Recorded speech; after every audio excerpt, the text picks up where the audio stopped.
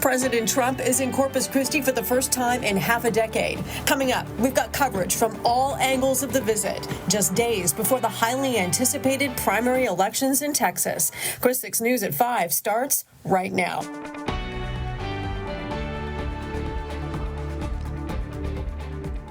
Thank you for joining us. I'm Suzanne Stevens. President Trump just wrapped his speech on energy at the port of Corpus Christi. Neighborhood News reporter Adam Beam joins us live from the port with more on the president's speech. Hi, Adam. Well, hello, Suzanne. Good afternoon to everybody here. So yes, President Trump just wrapped up his speech here at the port of Corpus Christi just minutes ago. As I'm sure you can probably hear the soundtrack right now, it is still the scenes being cleaned up here. But President Trump tackled a lot of different issues here, a lot of the same issues that he tackled in Tuesday's State of the Union address. And that includes, he talked about the economy, he talked about ICE, he talked about immigration, but more specifically, he was here talking about energy, and that's what the first bit of his speech was discussing. He was discussing a lot about energy and bringing oil back, and a lot of that oil he referenced is coming from Venezuela. Actually, if you look back here, the Sea Ruby, this ship back here, President Trump boasted that the ship here had a lot of oil, millions of barrels and gallons of oil that we obtained from Venezuela. And that was another big key point that he emphasized. And again, he touched on a lot of the same issues that he tackled on during his State of the Union address, a lot of those key issues that the voters want to know. And he also very much emphasized the importance of the midterms that are going to be happening here in November. And of course, this visit comes right on the heels, actually right before a very heated primary. 80 of guests he brought up to speak, a port asset management director, a former Marine Corps veteran who talked about the president's tax cuts. Do you think there was a specific theme to the president and what he was going for today? You know, I believe President Trump, with all the guests that he brought, he was really emphasizing the importance of Texas energy. He was really emphasizing the port. Yes, he did bring out a lot of guests from the port of Corpus Christi and also from the state of Texas as well. But of course, we also saw some pretty big names from Texas here as well. We saw, obviously, Governor Greg Abbott. We saw Senator Ted Cruz. And we also saw John Cornyn, as well as Attorney General Ken Paxton. So it was a very big guest here, and all of them tackled many different issues. He also gave some endorsements like Eric Flores. Eric Flores, one of the local candidates that President Trump gave his endorsement to here today. Seeing high-profile visits like this one happening against the backdrop of some pretty competitive primary races across the state, how would you describe the current political landscape right now in Texas, and where does you think this visit fits in? I mean, absolutely. This primary is quite heated. As you know, it's currently a three-way tie. Well, not so much a tie, but it is a three-way race between Wesley Hunt, Ken Paxton, and incumbent John Cornyn. Now, what I was really looking for here today was if President Trump was going to endorse any of the candidates, and so far he has still not given a full endorsement to a specific candidate. He said that John Cornyn and Ken Paxton, who were in attendance, were both good men, but again, he did not give those endorsements to either candidate. He did not emphasize a specific endorsement to either candidate. And again, that primary is coming up here on Tuesday, so it is going to be a very close race, and one that is likely to go into a runoff that will be happening later in May. Fans of the president were lined up outside the port early this morning as hoping to see some of the few to get inside and see the president's speech live. We spoke with a 14-year-old who skipped school today, hoping to be able to see the president. Here's what he wanted the president to talk about. Maybe our water. That's the number one thing I really want to hear. Our water and great things about Corpus. He did have permission from his mom to skip school today and go to the rally. Alex also had a signed letter from the president, which he received after writing the president earlier. Earlier today, dozens turned out in support of the president as the Trump train took over the streets of downtown. Neighborhood News reporter Jacob Daniels was there for reaction. I'm your neighborhood news reporter Jacob Daniels here near downtown Corpus Christi with locals supporting President Trump's visit to Corpus Christi. I spoke with his supporters who hit the streets and drew a crowd. A loud welcome for President Trump in Corpus Christi. Supporters lined streets near downtown as a caravan of trucks known as the Trump train made its way through the area ahead of the president's visit. Drivers waved flags, displayed signs, and honked horns as they passed through city streets. Some supporters stood along the roadway to watch while others joined the procession. Backers say they wanted to show their support and be a part of the president's stop in the Coastal Bend. The gathering drew attention from neighbors and traffic along the route as the train moved through downtown. It's nice because, you know, the country is in such trouble, and it's good to see that so many people care about it. The Trump train came out in force, showing excitement and support for the visit. Reporting in downtown Corpus Christi, Jacob Daniels, Chris 6 News. Jacob, thank you. Now, it wasn't all support for the president today with a Get Out to Vote protest held at the Asian Cultures Museum. Drew Bishop was there to speak with protesters. As Air Force One prepared to board and the Trump train made its way down shoreline, a group of protesters gathered to protest the president. I'm your neighborhood news reporter Drew Bishop in Corpus Christi with the latest on the Get Out the Vote protest.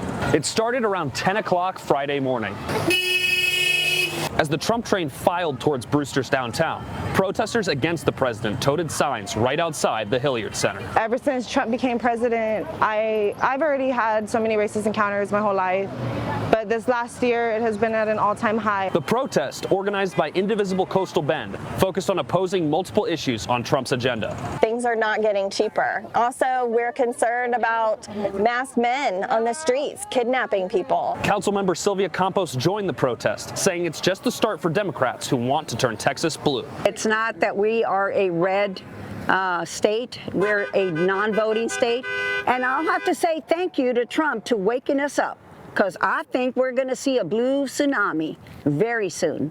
The protest has moved from the Texas Museum of Asian Cultures down here to the port where Trump is set to speak. It'll continue long into his address. In Corpus Christi, I'm your neighborhood news reporter Drew Bishop, Chris 6 News. Thank you. Early voting for the primaries here in Texas wraps today, coinciding with the president's visit. If you didn't get a chance to cast an early ballot, you'll get one more chance on primary election day on Tuesday, March 3rd. For more information on the upcoming primaries, scan the QR code on the screen. That'll take you to our Chris 6 Elections page. After President Trump convoy has made its way to Whataburger on the west side. We're now joined by Jada Jenkins live from outside that Whataburger. Jada, what's the scene like? Yeah, Suzanne, listen, I've been out here for almost 9 hours with this large group of people. Now, let me tell you, when I got here earlier this morning, I was actually in the Whataburger parking lot when I watched them prepare for the president to arrive. And now you see all of these people here. All of these people have been here in this Texas sun for hours, and you've seen people, hundreds of people waving flags, chanting, and talking to each other about politics. And so I asked the people here, what are some policies that matter to them? I heard a lot of people talk about immigration and the economy, and also local issues like oil and the water crisis here. Now, while I've seen a lot of Trump supporters, I've also seen some protesters as well driving by, yelling and cursing, and that wasn't such a really pretty sight. And so being that, I've also seen people here who feel indifferent about the president, who say that they are not in support or a rejection of the president, but they are here to see it's the first time in their life that they're here to see a sitting president. There are veterans here, there are children here, there are the elderly here. You can also see a lot of police presence. You see state troopers, you see members that seem to be the Secret Service, you see security on top of buildings here, all making sure that everyone here is safe. Now, I want to paint the picture here. We are at the Whataburger on the west side in Old Brownsville Road. Now, a lot of the neighbors here that I spoke with mentioned that the west side is a predominantly Hispanic part of town, and it seems like everyone is getting excited with their phones out right now. It seems as if I see black limousines here coming around with the with the American flag. Let's see what happens.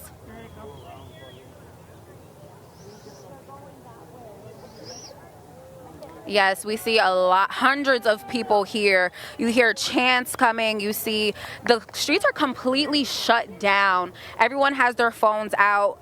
I hear people screaming. I see people crying.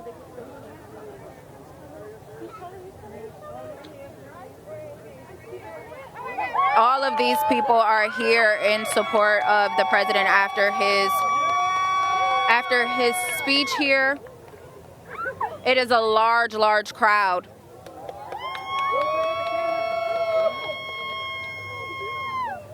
We see the cars out here in the back driving through the Whataburger parking lot. Multiple cars here. American flags are flying. A lot of people here say that they have never seen a sitting president before up in person in their life. A lot of people here are saying that this is such a big deal that a lot of people here are saying that it's such a big deal that the President of the United States is here visiting the Coastal Bend, Corpus Christi, especially during a time like this. Like I said, I spoke to a lot of neighbors here who are concerned about different policies like immigration, the economy, and again, local issues here like oil and water. So a lot of people here are waving their American flags, and we see a lot of security presence here.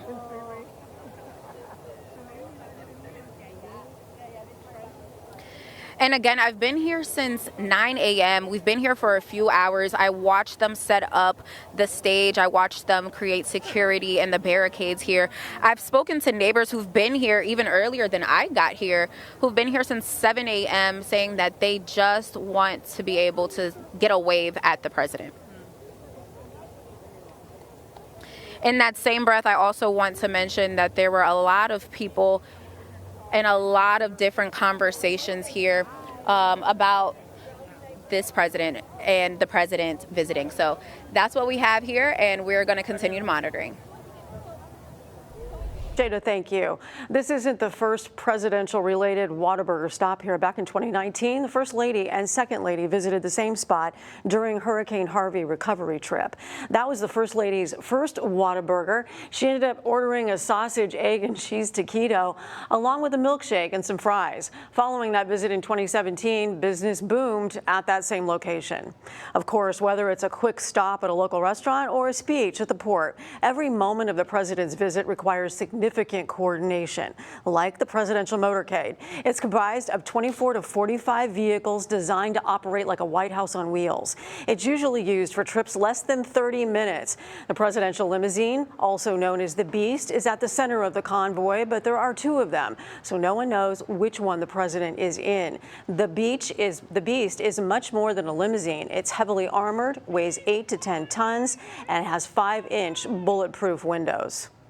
Another form of transportation for the President Trump is Marine One. The green and white helicopters are flown by Marine Helicopter Squadron 1, known as the Nighthawks, and feature advanced armor and communication systems. They operate in groups of 5 to 6 to form a shell around the president. Any helicopter the president is flying in is classified as Marine One.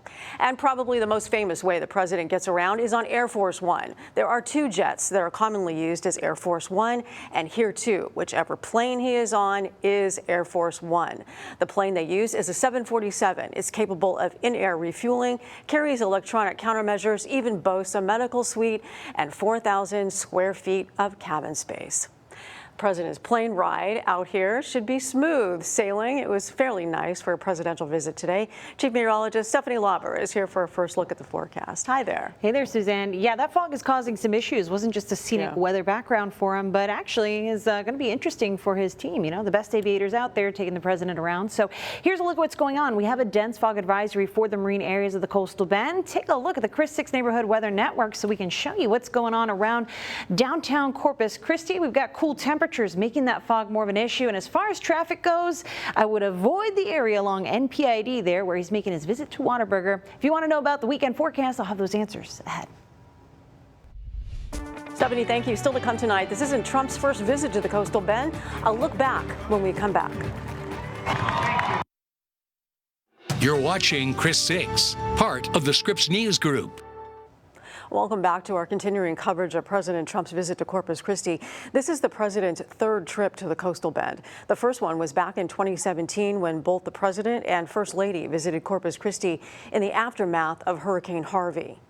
Then in 2022, the president paid a visit to Robstown for a campaign speech that drew thousands of spectators.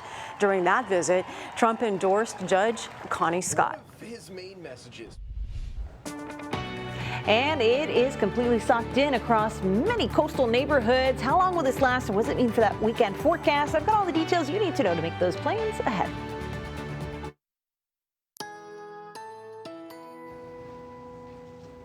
Hey there, happy Friday. Look at this, 78 degrees, and we have a bit of a breeze out here in North Beach from the USS Lexington. We can't see anything though. You might be able to see the waves of fog moving over the water, but normally we'd see the harbor bridge, the aquarium, the harbor itself. That is all obscured. If you were watching our coverage of President Trump's visit to Corpus Christi at the port, you may have noticed some of that fog rolling in behind him. Yep, sea fog is going to be with us as we head not only through the rest of the evening, but tonight. I've switched this now to the downtown studio sky cam. Probably didn't look any different to you, but this is the view from the camera atop our building. Conditions around the coastal bend, not the same. Not everyone is dealing with this socked in nature. This literally just rolled in for us here into downtown within the last 20 minutes. So our temperatures are starting to come down from that afternoon high. The sea fog is rolling in from the coast, and temperatures inland still holding on to the 80s. But yes, visibility is going to continue to drop and be very low as we head through most of this evening and tonight. So here's a look at how that visibility will track over the next couple of hours. By 11 o'clock tonight, most of us dealing with the worst of the fog. So this will be around 11 o'clock tonight.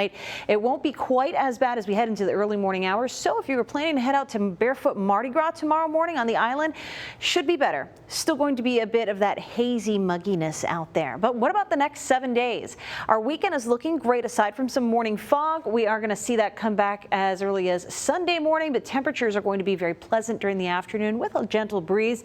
Next week, we're watching more humidity coming back to the forecast. You'll notice more clouds out, and it's going to be warmer and feel warmer. By Tuesday, we're looking at a high of 85 degrees. Here's the most exciting part of this 7-day forecast. We have multiple opportunities for rainfall that are really starting to look good as we head on into Wednesday, Thursday, and even Friday of next week. Temperatures will still be warm, but I'm thinking we'll have some isolated showers. They could be a little more numerous. We'll continue to watch that trend as we head on through the next 7 days, but for now, be ready for a great forecast here in the Coastal Bend. Stephanie, thank you. Pakistan and Afghanistan are in a state of open war tonight. That's according to the Pakistani defense minister. In recent days, the two sides have traded attacks, with both sides claiming heavy damage. Tensions between the two countries, which share a 1,600-mile border, have been simmering for months as they struggle to maintain a ceasefire deal they reached in October.